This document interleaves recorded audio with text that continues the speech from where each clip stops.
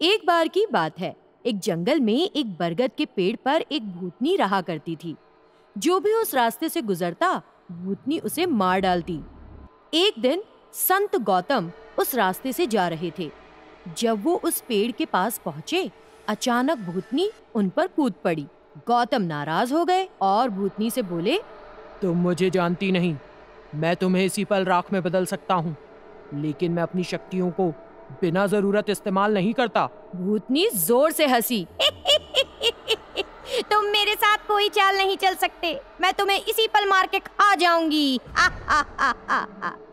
अरे भूतनी, तूने अपने पिछले जन्म में कई पाप किए हैं, यही वजह है कि तू इस तरह भूत बनकर घूम रही है। अब तो अपनी गलतियों से बाज आ और अच्छे काम कर। भूतनी कुछ देर उनकी बात सुनती रही और फिर उसने पूछा, कृपया मुझे बताओ, क्या करने से मुझे इस भूतिया जीवन से छुटकारा मिल सकता है?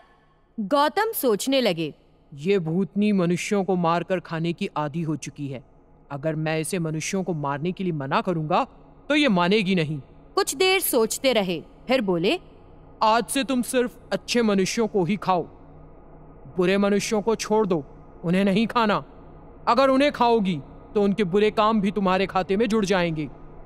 भूतनी अचरज में पड़ गई और बोली, अच्छा, लेकिन ये तो बताओ कि मनुष्य अच्छा है या बुरा, पहचानूंगी कैसे?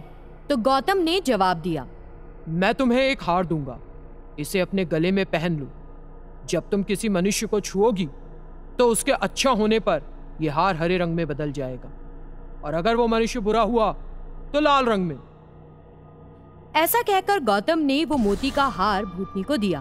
उस हार को पहनते ही भूतनी ने सबसे पहले गौतम पर ही आजमाना चाहा। तुरंत उसने जाकर गौतम को छू लिया। भूतनी के गले का हार लाल रंग का हो गया। भूतनी को आश्चर्य हुआ और उसने पूछा, ये क्या, तुम अच्छे आदमी नहीं? ऐसा कहकर भूतनी वहां से चली गई। लेकिन गौतम को एक बात की चिंता हुई। जैसे ही मैंने भूतनी को सलाह दी, मेरे भी सारे गुण दोष में बदल गए क्या? मैंने बिना बात के ये गलती कर डाली। ऐसा सोचते हुए गौतम अपने गुरु के पास गए और उनसे सारी बात कही। तब उनके गुरु ने कहा, गौतम, चिंता मत करो, इस स्थान के पास ही अर्धगिरी गांव है, वहां सारंगपनी रहते हैं, उनसे मिलो, वो तुम्हारे सारे संदेह दूर कर देंगे। तुरंत गौतम अर्धगिरी गए और सारंगपनी से मिले। सारंगपनी एक आम मनुष्य की तरह ही दिखते थे। उन्हें देखकर गौतम को उन पर भरोसा नहीं हुआ, लेकिन क्योंकि उनके गुरु ने उनसे मिलकर सारी बात बताने को कहा था, गौतम ने उन्हें सारी बात बताई। तब सारंगपनी गौतम से बोले, तुमने बहुत बड़ी गलती कर दी। तुमने भूत से अच्छे लोगों को खाने के लिए कहा। ऐसे भी दुनिया में अच्छे लोग की कमी है। अगर भूत उन चुनिंदा अच्छे लोगों को भी खा जाएगी तो दुनिया बुरे लोगों से नहीं भर जाएगी क्या? उन्हीं अच्छे लोगों की वजह से दुनिया कायम है। तुमने एक बार भी नहीं सोचा? गौतम उनकी बात सुनकर घबरा गए और बोले, आपने सही कहा, मैंने ये उपाय गलती से भूत को बताया। अब मुझे क्या करना चाहिए? तब सारंगपनी ने कहा, तुम तुरंत भूत के पास जाकर उससे कहो कि तुमने रंग बताने में गलती कर दी। उससे इस तरह कहना कि मैंने तुमसे कहा अच्छे लोगों को छूने से रंग हरे में बदलेगा, है ना? गलत कहा, अच्छे लोगों को छूने से हार लाल रंग का हो जाएगा। सारंगपनी ने गौतम को सलाह दी। फिर गौतम भूत के पास गया और यही बात दोहराई। ओह, ऐसी बात है क्या? तभी मैं सोच रही थी कि एक भी अच्छा मनुष्य क्यों नहीं मिल रहा। धन्यवाद। ऐसा कहकर भूतनी ने गौतम को छुआ। इस बार भूतनी के गले में पड़ा हार हरे रंग में बदल गया।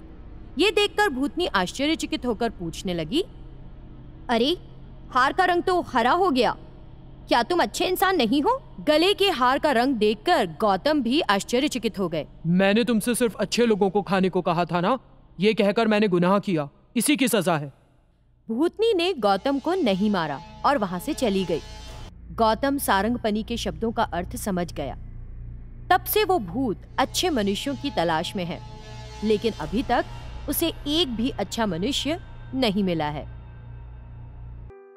मददगार भूत। एक बार एक गांव में 16 साल की एक सुंदर लड़की रहती थी। उसका नाम था विमला।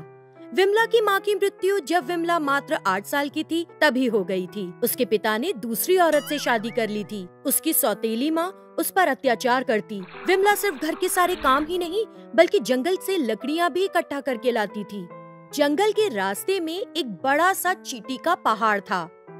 विमला ने कई बार उसमें हाथ डालकर सांप के डस लेने से मर जाने की सोची, लेकिन उसका एक छोटा भाई भी था जो उसके लिए सब कुछ था।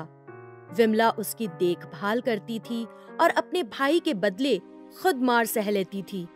विमला जानती थी कि उसके मरते ही उसकी माँ उसके भाई को जमींदार के यहाँ नौकर बना देगी। अपने भाई का ख्याल रखने के लिए वो जिंदा थी। एक दिन अचानक विमला के पिता की मृत्यु हो गई। विमला ने सोचा अब उसका जीवन पहले से भी ज्यादा मुश्किल हो जाएगा, और जैसा कि उसने सोचा था उसकी माँ ने उसके भाई को जमींदार के यहाँ नौकर लगवा दिया। वो अभी 10 साल का भी नहीं है, वो क्या काम करेगा? उसको पढ़ने दो। 10 साल का है और भूख 25 साल के आदमी की तरह लगती है। तुम्हारा बाप अब जिंदा नहीं तुम लोगों को ऐसे अब बिठा के खिलाने के लिए। मैं उसके खाने का इंतजाम खुद कर लूंगी। अगर मैं जंगल से कुछ और लकड़ियाँ इकट्ठा कर लेती हूँ तो मुझे कुछ पैसे मिल जाएंगे। हाँ, अगर तुमने घर के काम छोड़े तो तुम्हारी खैर नहीं। विमला घर के काम के बाद जलाने के लिए और लकड़ी लाने लगी और गांव में बेचने लगी। इस तरह कुछ दिन बीत गए। कुछ समय पहले उसकी सौतेली माँ ने गहनों के लिए कुछ पैसे उधार लिए थे। उसे विमला और इस उधार से छुटकारा पाने का उपाय मिल गया। एक दिन उसने विमला से कहा, 4 दिन में तुम्हारी शादी है। तुम्हारे पिता ज्यादातर गांव वालों से उधार लेकर मर गए। अगर तुम जमींदार से शादी कर लो तो वो मुझे 5,000 रुपए देगा। मैं सारे उधार चुकता कर चैन की सांस लूंगी। ये सुनकर विमला स्तब्ध रह गई। वो जमींदार एक मरीज था। विमला ने हैरानी से अपनी माँ से पूछा, क्या मैं उस मरीज से शादी कर लूं? विमला की हालत रोने जैसी हो गई। अरे वो मरीज नहीं है, बस उसका शरीर ऐसा दिखता है। बेवकूफी मत कर, उससे शादी कर ले, नहीं तो उधार चुकता नहीं होगा। अपने भाई के भविष्य के बारे में ना सोचते हुए विमला ने निश्चय किया कि शादी की बजाय वो खुदकुशी कर लेगी। वो आधी रात जंगल गई और उस चींटी के पहाड़ में अपना हाथ डाल दिया। उस चींटी के पहाड़ के पास एक पेड़ था और वहाँ पर एक भूतनी आई हुई थी। विमला को देखकर वो पेड़ से नीचे कूदी और उसे डराने के लिए चिल्लाने लगी। मगर विमला डरी नहीं। क्या तुम मुझसे डरी नहीं? तुम्हें पता है मैं कौन हूँ? मैं एक भूतनी हूँ। मैं तुमको मारकर खा जाऊंगी।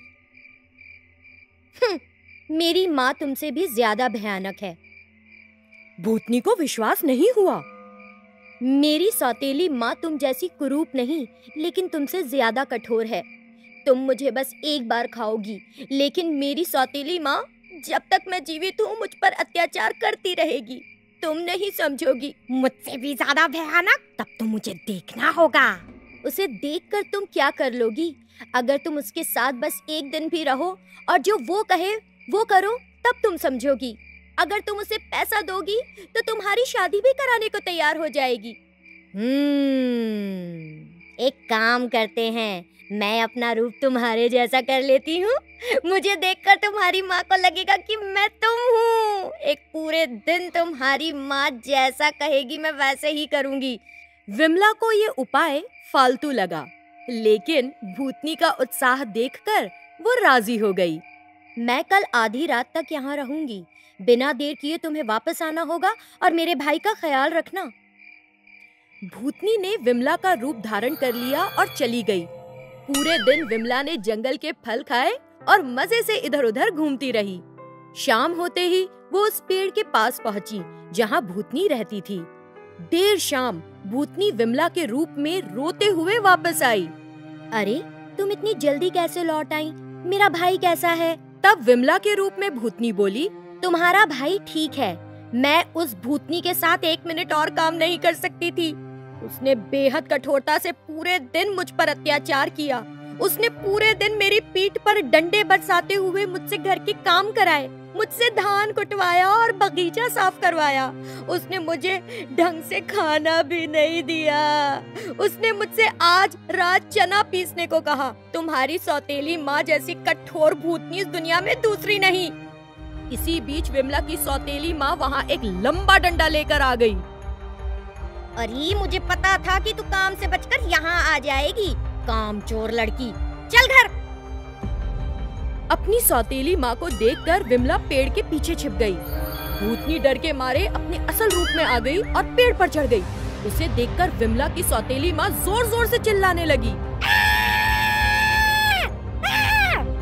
वो ये देखकर पागल हो गई कि विमला एक भूतनी बन गई है। वो अजीब अजीब सी आवाजें निकालती हुई जंगल के अंदर भाग गई। भूतनी ने पैसों से भरा एक बड़ा सा थैला विमला के सामने फेंका और कहा, मैं तुम्हें और तुम्हारी माँ को और नहीं बर्दाश्त कर सकती। मैं बिना बात के यहाँ आ गई थी। और भूतनी एक चमगादड़ बनकर वहाँ से उड़ गई। विमला ने पैसों का भरा हुआ थैला उठाया और घर चली गई। विमला ने जंगल में कुछ आदमियों को अपनी माँ को खोजने के लिए भेजा, लेकिन वो नहीं मिली। विमला ने अपनी पसंद के लड़के से शादी कर ली और अपने छोटे भाई की देखभाल भी करने लगी।